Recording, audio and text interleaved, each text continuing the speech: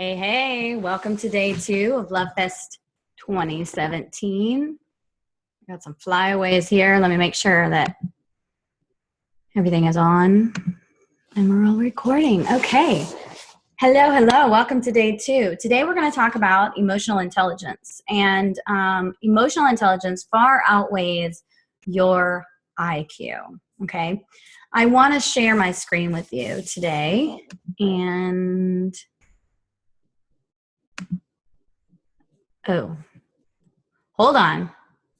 I think it closed out. There we go. 1 second. All right, share my screen. Here we go. Go back up here. Yesterday we talked about the pain brain versus the miracle brain. Actually, let me go to this page. I want you to look at these two tables here, pain brain versus miracle brain. The pain brain, remember, is that brain that operates from your core fear, and the miracle brain operates from your core desire. And the gap is in the middle. We can either operate from the miracle brain or operate from the pain brain. You can't operate from both. So you can't operate from these core fears that you have and also operate from the core desires. They are polar opposites, okay? But where there is desire, the way to fulfill it is also there. That is the miracle. But those of you who are doers, who are runners like myself, you want to know how. You want to know how. But the how is none of your business when you get to this point. It's none of your business when you get to this point. Okay? So take a look at this list of between pain brain versus miracle brain. I also told you yesterday that I was going to tell you the three key areas that have brought me to the miracles in my life. I have so many miracles. I can't even tell you the miracles that have happened in my life. But I've had transformation and in the areas around my body. My body looks completely different. I've had a transformation with that based on my belief system and my thought system and creating new beliefs around my body. I have created a new body structure. And this new body that I'm sitting in will not ever look like the previous body that I had. I've also created transformation in my love life. I have never had the kind of experience that I'm experiencing today. Neither has my parents nor my grandparents on either side. It is a completely empowered relationship. It is an ebb and flow. It is the yin and the yang. It is the masculine and feminine. We have a pretty good thing going. Let me tell you that relationships are easy when they're easy. And they're really freaking easy. Anybody who ever told you that relationships are hard has never experienced a healthy relationship. They've only experienced a toxic relationship. And toxic relationships I refer to as wound mates, okay? We're going to be talking about wound mates, I believe, tomorrow day 4. We're going to be talking about some wound mates. But the 3 areas that have changed my belief system and my thought system that have really been promises that I made first to my husband, to my late husband, and then to my children and to myself. And first promise that I had to make was that I was going to live. And living means that I have to let go of anything that keeps me from growing. Living means that I have to step in the desire. Living means that I have to feel that fear of stepping into the desire and let go of the fear, the pain brain that's behind, that was either implanted in me epigenetically through my ancestors' DNA, or I chose in this lifetime based on my own stupid decisions. So that first area is that I'm going to live. The second promise that I made was that I was going to love.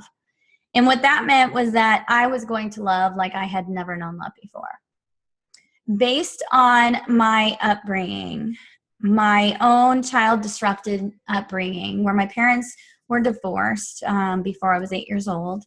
And then my mom remarried an emotionally abusive alcoholic. And that experience taught me what love wasn't. Okay. And so when I chose my husband, who was an amazing man who adored me, he loved me unconditionally, I was unable to love him like I wanted to love him. And I will be talking more about that at the retreat. But for now, I want you to just understand that you've been programmed with a certain level of connection, of joy, of happiness, of your capacity to be intimate, your capacity to love another person, your capacity to love yourself. You've been programmed to a certain degree. It's sort of like a thermostat being set inside of your body. Thermostat being set inside of your brain, inside of your brain body, your mind is really what it's called. And so what that meant was that I had to love like I had never known love before. I had to love in a way that my ancestors never loved. I had to love in a way that my parents never loved and known love, okay? And then I was going to lead. I knew that I wasn't going to get any younger, that you look in nature and nature tells you the truth. When I looked in nature, I saw a mother duck leading her ducklings. So I knew that I couldn't be a solo parent, mother duck by herself. I knew that it could work. I can do this. Well, usually a mother duck has several ducklings following behind her, and I was going to have 3 following behind me. But I knew that it was wrong if I were going to be one of those mothers who had to chase after her children, have to chase after her ducklings, and I had to be steps ahead of them. I had to be steps ahead of them and really understand my own emotional intelligence and stop living in emotional poverty, right? Stop living in emotional poverty. And that was based on my upbringing, really. And then it was based on my own stupid decisions, which I will also share more of in the next couple of days. The third promise that I made is that I was going to lead. And what that meant is that I had to take personal responsibility for myself. I had to take personal responsibility for where I was.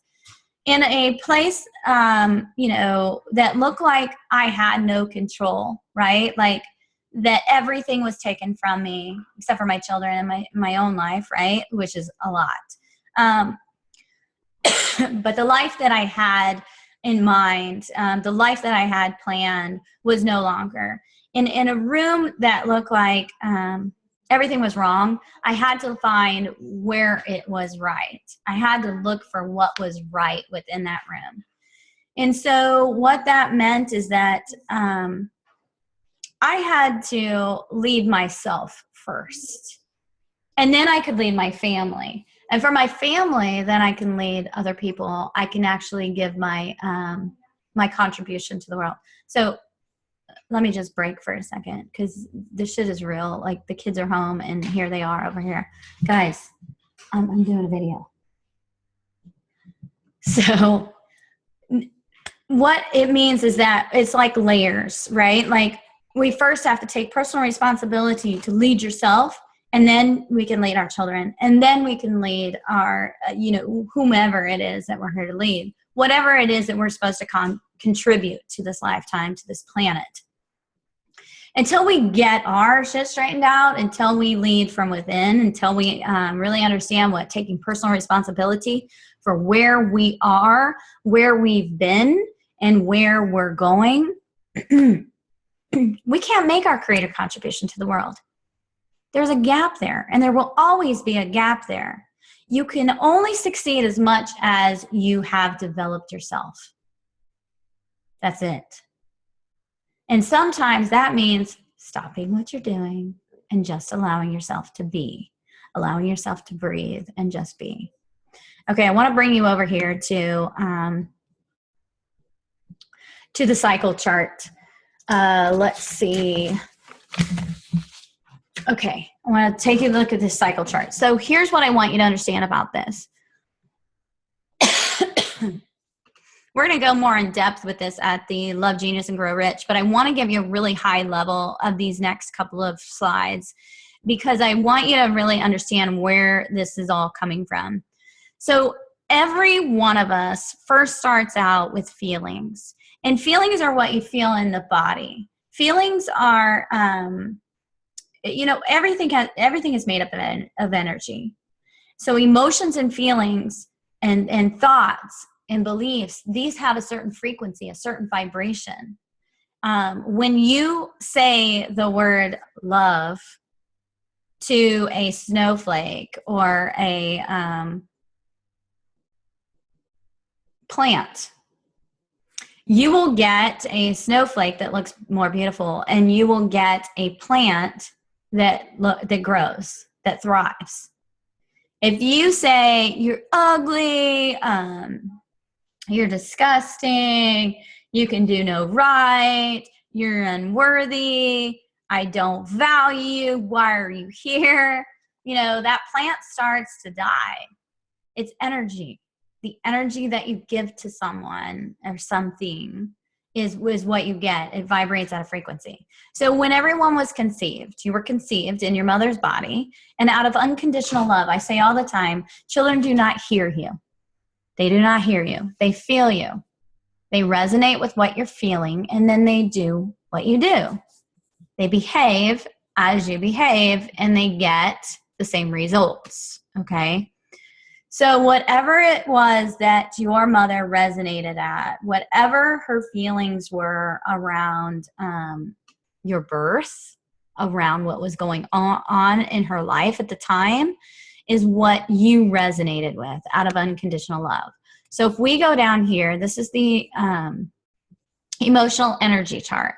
If we scroll down here, these are the lower vibrational emotions. Every emotion has been measured with a frequency.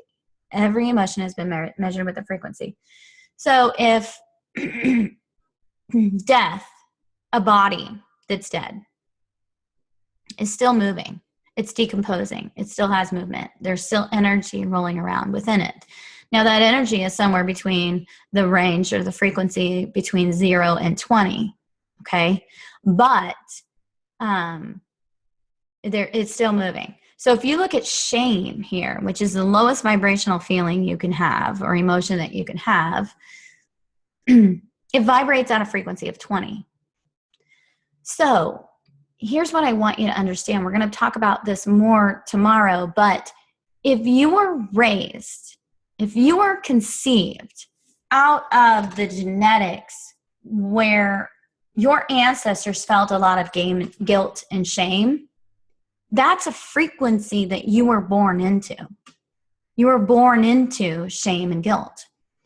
If your ancestors, for example, if your mother manipulated your father into having sex with her so that she would have a baby so that she could trap him, the soul feels shame and guilt for the manipulation.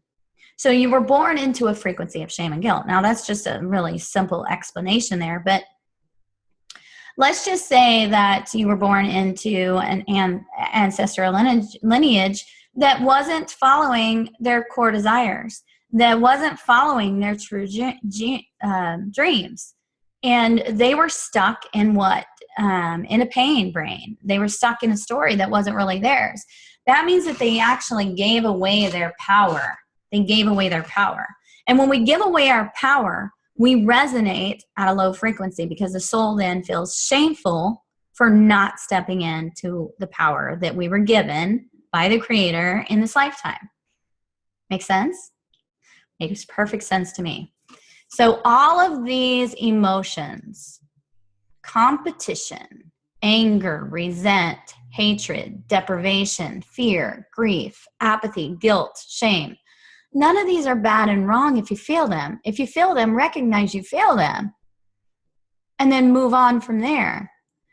But what happens is when you're unconsciously aware that this is resonating in your body based on your family lineage, and it gets stuck in your psyche, it gets stuck into your body, your emotional body, and what you're getting in life is representative by that particular frequency.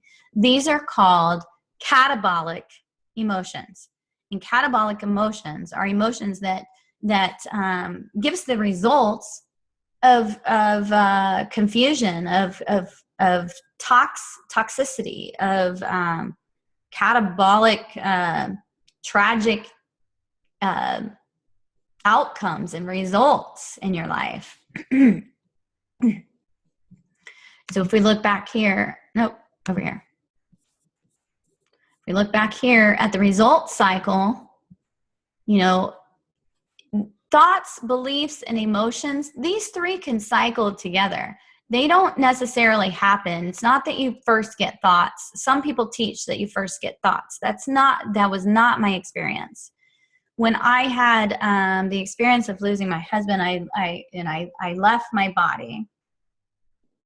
Can't remember if I shared this with you, because in all honesty, it's Mercury retrograde, and I recorded it, that first recording 3 times, and I don't remember what I shared with you on the 3rd time that actually recorded. So I'm going to say it again, and if I repeat myself, I apologize. So when I was told that my husband died, I left my body. I had an out-of-body experience where I was, like you see in the movies when somebody dies and they leave their body and they're looking down upon themselves. I literally left my body, disconnected from my body, and was looking down at myself, holding my pregnant belly. And my body that was holding my pregnant belly, the humanness of me, went into this deep, dark cave where I was going into this frequency that really felt like apathy. It felt like I'm a victim. I was numbing out. I was going into this deep, dark cave, okay? Now, if you stay in apathy too long, you're denying your soul desires, which also means that you've accidentally lowered your frequency to shame and guilt. Because if you don't follow through with your core desires, your soul shows up in shame because it's not actually doing what it was placed in this body, in this lifetime, to be, do, and have, okay? So when I left my body, I heard a voice that said, get back in your body. You have things to do here. And in a room that looked so wrong, I looked for what was right, and I decided, I made the decision right then and there that I had some things to offer in this lifetime, and that I was important, and that the value of my life, the value of my breath was important, not only to myself and my children, but also to society and the planet, and that I was going to use my story. I was going to use my story to teach from, which I had done all along as a teacher, but now it was going to look different.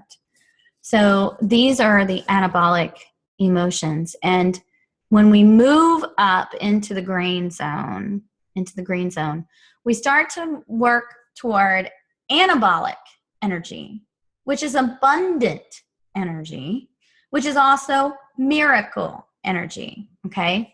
So these lower vibrational frequency emotions, they're not bad and wrong, but we don't want to stay there. We want to recognize them. We want to see them inside of ourselves. We want to see them inside of our bodies. We want to recognize them. We want to love them. We want to find gratitude in them. And then we want to get the hell out of there. Okay? What has happened is we have avoided looking at this stuff. We've avoided looking at this stuff. But when we start to grow, the shit comes up. It's kind of like a beach ball. When you hold a beach ball down in the water and you try to force it down and hold it down. You can only hold it down for so long before it bursts up. So as you're growing and you start to go through this state of uncertainty where you're actually creating things that you've never seen before. And not only that, when you were doing, let's just use a career. So when I became a teacher, I knew what I was doing. You go to school, you get a degree, then you get a certification, and then you get a job, okay? And then you teach, like really that simple. As an entrepreneur, I'm creating everything that I want. And because I'm creating, it's coming through me. Nobody's showing me what to do. Nobody's showing me how to do it. I have to be really comfortable being uncertain. So we move up into the anabolic energy, and we start to get these beautiful emotions called courage and vulnerability and desire. And also, we find forgiveness in this area. This is the rationalizer. This is where we start to rationalize what our experiences are, where we start to move. So in relationship, if we have an argument, most divorces end here. Either you're both provers, or one's a victim and one's a prover. Okay? My stomach is growling. Hope you can't hear that. I've been fasting this morning. So we have the victim energy and we have the prover energy, and most divorces happen there. Most divorces don't happen up here unless they're with me and it needed to happen. But you both have to be in agreement to grow. If you're in partnership, you both have to be in agreement to grow. One of you grows and the other one either gets left behind and chooses to stay in his own or her own toxicity, or one of you grows and the other one starts to raise their vibration with you. So they're still coming with you, even if they're not studying with you. Or you can do it together and grow together with a common language. And that common language begins at vulnerability. Vulnerability takes courage, because vulnerability is getting naked, getting like buck ass freaking naked in front of somebody, being able to, express your emotions. Emotional intelligence is, it's really first being self-aware of what your emotions are, what emotions are coming up for you. There was a study of some 500,000 humans, okay? And out of that 500,000 humans, only 36% of them were able to actually say what emotions they were feeling. They weren't able to explain what it is that they were feeling. They could say, I was sad, I was pissed off, I was happy, or whatever, but they couldn't really explain it. They couldn't explain where a trigger was coming from. They couldn't explain, what it meant.